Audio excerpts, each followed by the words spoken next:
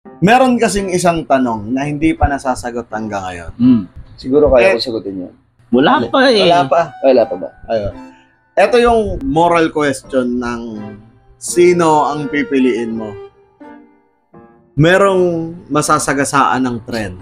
5 random tao na hindi mo nakakilala. At doon sa kabilang railroad, yung anak mo, isang batang walang kamuang-muang.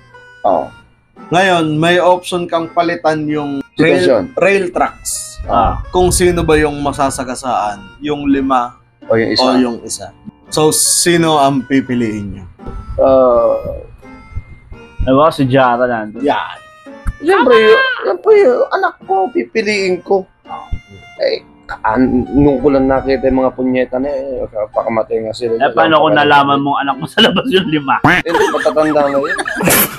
Hindi, 5 bata din. 5 bata din. As in, parang mga kasing edad din ni Jara. Yung 5 yon kinidnap, nilagay doon, tinali.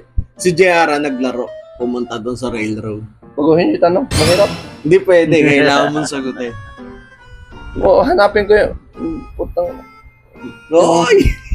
Ayoko talagang sagot. Kailangan mong sagutin to. Mamatay na yung ibang bata. So, yung anak mo talaga. Siyempre, anak ko yun. Hindi naman galing sa ano ko yun. Pwede siya. Ako, same. Anak. Natural na reaction yun eh. Parang aanin mo naman kung makatulong ka nga sa iba. Yung sarili mo naman pang anak hindi mo matulungan. Sa bagay, pag pinasagasaan mo yung anak mo, hindi mo na ma-explain sa kanya na at least nakasave tayo ng 5. Diba?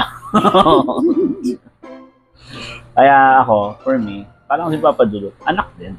Tanungin niyo ako para kasal. Ikaw, nung pipiliin mo. Bigyan natin ng twist. Bakit Halimbawa, ganun? Pag sa akin, ganun. Ikaw naman, tinorture mo ako eh. Si Bebe at si James nandun sa kabilang side. Tapos si Axie nandun sa kabila. Ano liligtas mo? Away ito.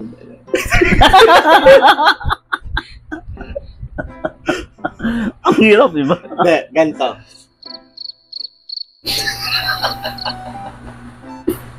Hindi ko babaguhin yung railroad. Kung sino yung original na masasagasaan yun na lang. Para, siyempre, mahal ko sila lahat eh. Bakit ko kailangan pumili? Ay ako, fate decide. Kung gagawin ko. Fate decide. Pero maririnig ko dun si Bebe. Mama, si Papa, hindi ako ililigtas Pero dun sa question kanina, ewan ko, baka hindi ako mapatawad ni RC, pero kabaligtaran naman, mas pipiliin ko yung 5 buhay. Yung 5? Okay, bakit? Siyempre, simple math, 1 versus 5. Doon ako sa mas marami.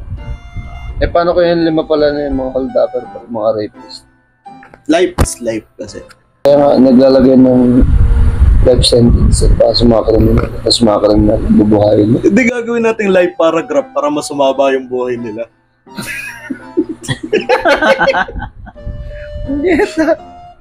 Hindi nila na-gets. Hindi nyo na-gets, no? Hindi na-gets, no? Balikan niyo yung video.